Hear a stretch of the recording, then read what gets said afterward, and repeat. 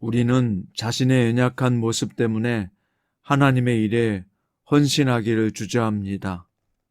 하나님은 우리가 느끼는 부담과 두려움을 잘 알고 계십니다. 그래서 하나님의 일을 감당할 일꾼들을 홀로 두지 않으시고 도와주십니다. 이스라엘 초대 왕으로 세우신 사울 역시 하나님의 도움을 경험했습니다. 하나님은 일꾼으로 세우신 당신의 종들을 어떻게 도와주실까요? 오늘 본문은 사무엘상 10장 1절부터 16절이고요. 1절부터 7절까지 읽겠습니다. 이에 사무엘이 기름병을 가져다가 사울의 머리에 붓고 입 맞추며 이르되 여호와께서 내게 기름을 부으사 그의 기업의 지도자로 삼지 아니하셨느냐? 내가 오늘 나를 떠나가다가 베냐민 경계 셀사에 있는 라헬의 묘실 곁에서 두 사람을 만나리니 그들이 내게 이르기를 내가 찾으러 갔던 암나기들을 찾은지라. 내 아버지가 암나기들의 염려는 놓았으나 너희로 말미암아 걱정하이르되 내 아들을 위하여 어찌하리오 하더라 할 것이요. 네가 거기서 더 나아가서 다불 상수리 나무에 이르면 거기서 하나님을 배우려고 베델로 올라가는 세 사람을 만나리니 한 사람은 염소 새끼 넷을 이끌었고 한 사람은 떡 세 덩이를 가졌고 한 사람은 포도주 한 가죽 부대를 가진 자라. 그들이 내게 문안하고 떡 두 덩이는 주겠고 너는 그의 손에서 받으리라. 그 후에 내가 하나님의 산에 이르리니 그곳에는 블레셋 사람들의 영문이 있느니라. 네가 그리로 가서 그 성읍으로 들어갈 때에 선지자의 무리가 산당에서부터 비파와 소고와 저와 수금을 앞세우고 예언하며 내려오는 것을 만날 것이요. 내게는 여호와의 영이 크게 임하리니 너도 그들과 함께 예언을 하고 변하여 새 사람이 되리라. 이 징조가 내게 임하거든 너는 기회를 따라 행하라. 하나님이 너와 함께 하시느니라. 아멘. 오늘 말씀의 제목은 하나님이 새 마음을 주셔야 한다 입니다. 먼저 1절부터 8절까지 보면 사무엘은 기름병을 가져다가 사울의 머리에 붓고 축복하며 하나님이 그를 이스라엘 지도자로 삼으셨음을 선포합니다. 머리에 기름을 부어 소명을 맡기는 경우는 세 가지인데 제사장과 선지자 그리고 왕을 세울 때입니다. 사울에게 확신과 담대함을 주기 위해 사무엘은 거룩한 기름 부음 의식을 행했습니다. 이로써 하나님이 그를 왕으로 정하셨음이 확증된 것입니다. 또 사무엘은 사울이 집으로 돌아가는 길에 세 번의 만남이 있을 것을 예언하게 되는데요. 나귀를 찾았다는 소식을 전하는 두 사람을 만날 것이고 음식을 전해주는 세 사람을 만나게 되며 선지자 무리가 사울을 만나게 될 것을 예언합니다. 그 선지자들을 만났을 때 사울에게 여호와의 영이 크게 임해 사울이 새 사람으로 변화될 것이라고 말합니다.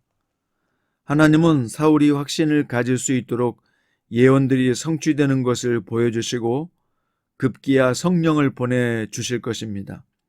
이처럼 하나님은 믿음이 부족한 자를 도우시며 확신을 갖게 해주십니다. 따라서 성도는 믿음이 부족할 때 확신과 담대함을 구하세요. 하나님께서 주십니다. 자, 이어서 9절부터 13절까지는 성령으로 새로워진 사울의 이야기입니다. 사무엘의 예언을 들은 사울은 길갈로 향하기 위해서 몸을 들이켰습니다. 바로 그 순간 하나님이 그에게 새 마음을 주셨는데 개역개정에서는 새 마음을 주셨다 번역이 되어 있지만 히브리 원문의 의미는 그의 마음을 바꾸셨다, 그의 마음을 변화시키셨다 이런 뜻입니다. 즉 하나님은 단지 마음의 방향을 바꾸신 게 아니라 성질 자체를 변화시키셨다는 뜻입니다. 하나님이 사울 왕에게 적합하게 변화시켜 주셨음을 알 수 있습니다. 여기서 우리가 알아야 할 점이 있습니다. 하나님은 우리가 부르심에 합당한 삶을 살도록 우리의 심령을 변화시키는 분이라는 것입니다. 죄로 물든 우리의 본성을 선하게 변화시킬 수 있는 것은 오직 하나님의 성령입니다. 14절부터 16절까지는 성령으로 성숙해진 사울의 모습을 만날 수 있습니다. 집으로 돌아가는 길에 사울은 숙부를 만나게 됩니다. 사울이 사무엘을 만난 일을 이야기하자 숙부는 큰 호기심을 보이며 사울이 사무엘에게 어떤 말을 했는지 캐묻습니다. 사울은 암나기를 찾았다는 이야기만 하고 왕으로 기름 부음 받은 이야기는 비밀에 붙입니다. 사울의 입장에서 보면 이스라엘의 최고 권력자이자 사사인 사무엘을 만난 것은 인생의 엄청난 화제거리가 될 수 있습니다. 또 왕으로 기름 부음 받았다는 것은 개인의 영광을 넘어 가문의 자랑이 될 만한 놀라운 뉴스이죠. 사울이 속한 베냐민 지파와 가문이 작고 약하다고 멸시받았음을 고려한다면 얼마나 기쁜 소식으로 자랑스럽게 자기가 왕이 되었다고 이야기하고 싶었겠습니까? 하지만 그는 입을 다뭅니다. 왜냐하면 하나님이 그 사실을 일정 기간 비밀로 남겨두셨기 때문입니다. 하나님의 때가 이르기 전까지 말을 아끼고 침묵을 지키는 지혜가 우리에게도 필요합니다. 성령의 9가지 은사 중에 보면 마지막이 절제이지요. 성령은 절제하게 하시는 분입니다. 그래서 사울의 입도 다물게 하신 것입니다. 오늘은 김남준 목사님의 예배의 감격에 빠져라 라는 제목의 내용의 글을 읽겠습니다. 집회를 마치고 예배실을 나올 때였습니다. 누군가 교도소 안에서 제작된 소식지를 건네주었습니다. 거기에 실린 간증 하나가 제 눈길을 끌었습니다. 그 간증의 주인공은 엽기적인 살인 행각으로 온 국민에게 충격을 주었던 살인범이었습니다. 그는 사형언도를 받고 형 집행일을 기다리고 있었습니다. 그는 어느 집사님의 끈질긴 전도를 받고 회심하였습니다. 그가 자신을 전도한 집사님께 보낸 간증 형식의 편지 사본이 그 소식지에 실려 있었습니다. 그는 자기에게 복음을 전해준 사람에게 이렇게 썼습니다. 집사님, 제가 왜 그렇게 바보 같은 인생을 살았는지 모르겠습니다. 이제와 생각하니 제 눈에 무엇이 씌었던 것이 틀림없습니다.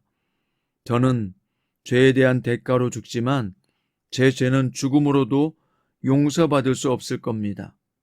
그렇지만 제가 여기서 하나님을 알게 된 것을 생각하니 은혜가 너무 감사하여 눈물만 흐릅니다. 저는 요즘 늘 이 찬송을 부릅니다. 나 같은 죄인 살리신 주 은혜 놀라워 잃었던 생명 찾았고 광명을 얻었네.